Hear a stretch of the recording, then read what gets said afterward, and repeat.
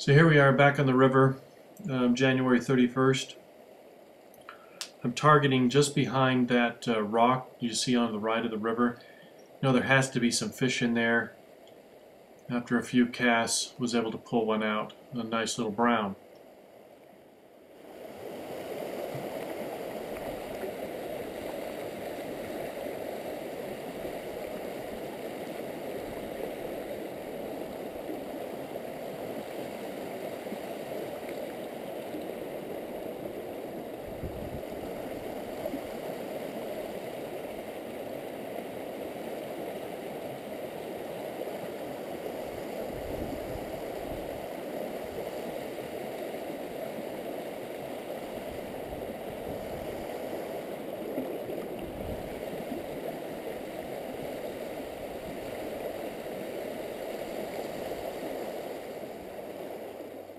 This next fish shows a classic lie for the trout during winter. They like to lie right against those ice shelves. I use them as cover, so I was drifting the fly right underneath the ice shelf and pulling one out just underneath the ice shelf. Works very well when you see this type of ice configuration in these freestone streams in the west.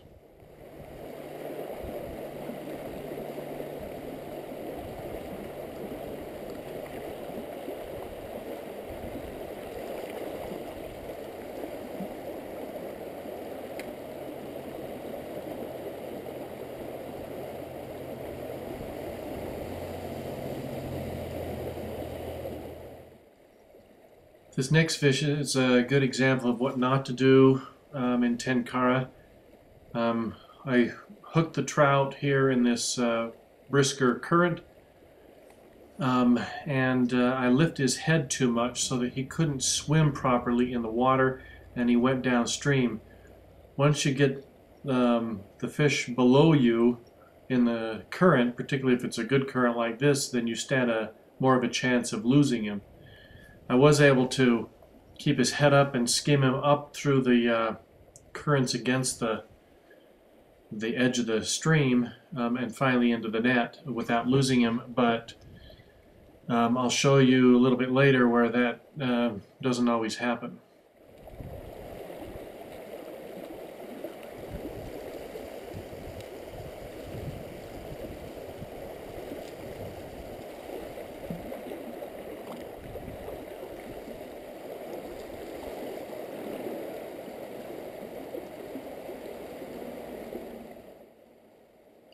This next fish is the first of two taken out of the exact same run.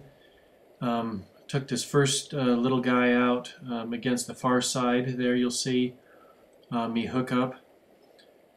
And then the second fish will come from approximately the same area. Both of them are about the same size of browns, about 8-inch browns.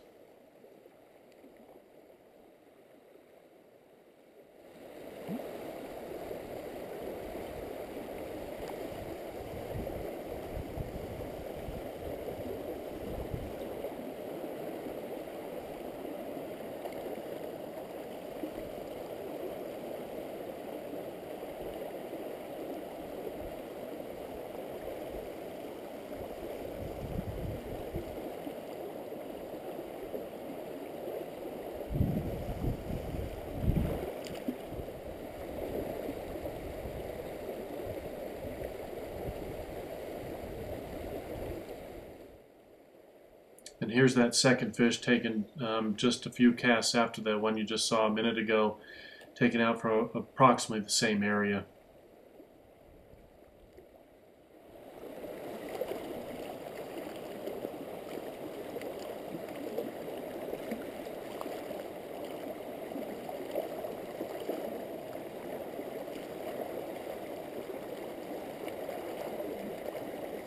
Okay.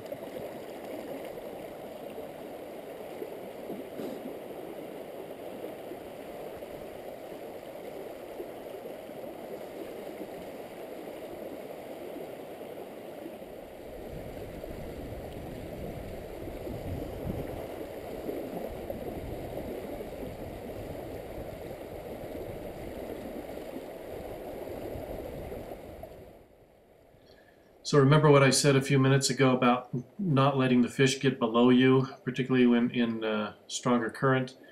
Here I pick up a whitefish. It's about, I would guess, about 16 inches long, so bigger than the trout that I've been catching. And at first I was letting him swim and keep upstream from me. I try to work the fish upstream from me and let him tire himself out swimming in the current, and then let him drift down right into the net. I almost had this fish over into the net, but he went below me. So here I almost have him to the net, but not quite. Now he's below me. Now I'm in trouble because of the weight of the fish and the current. I stand a really good chance of pulling the hook out of his mouth. Try to get him over into that slower current, and oh, too late. The hook pulled right out.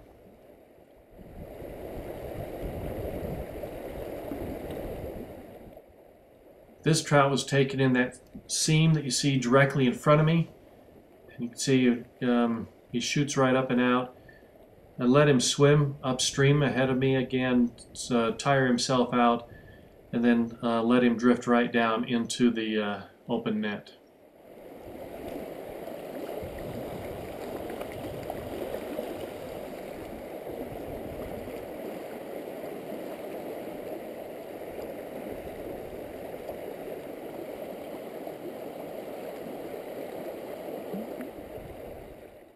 All of the previous fish except the whitefish have been brown trout. This one actually is a cutthroat, a Bonneville cutthroat. I take him in the hydraulic just in front of those rocks you see to the left. Right there, hook him.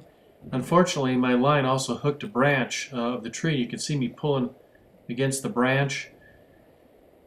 I thought I was going to lose the fish, but you can see the fish hanging over there in that current, so I have to walk over and net him and then get my line out of the tree.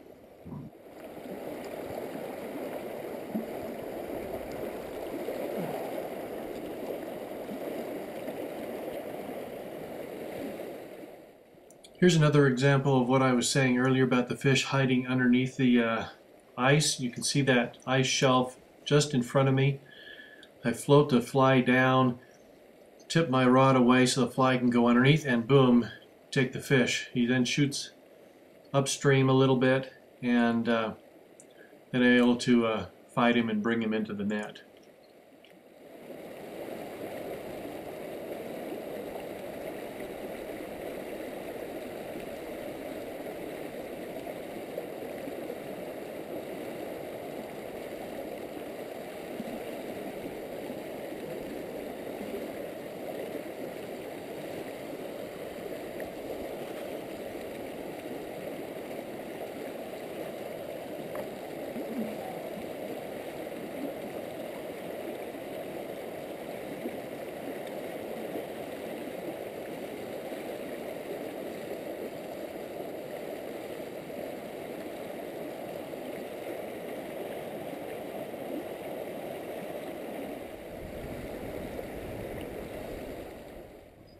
This next fish is taken directly from underneath that ice prominence hanging out over the water, pretty much opposite of where I took the previous fish, opposite side of the river, that is.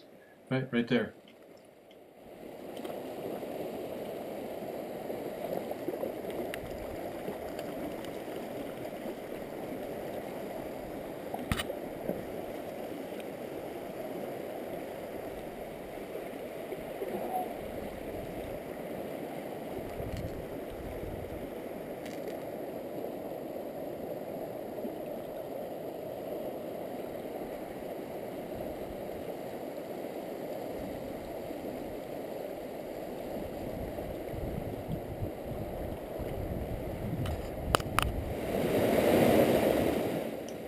I caught quite a few other fish, but I left them out of this video for time's sake. But here I wanted to show you the hookup on this calmer water just to the right of the fast current.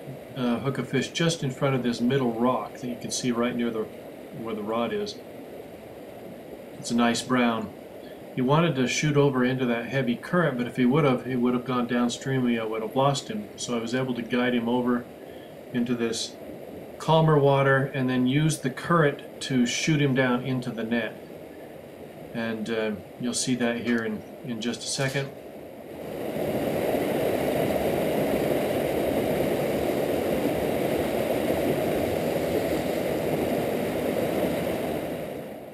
So here he comes down and boom, right into the net. So you can use the current to help you net particularly larger fish. He was the largest brown of the day, came in maybe about 13 inches or so. Beautiful fish.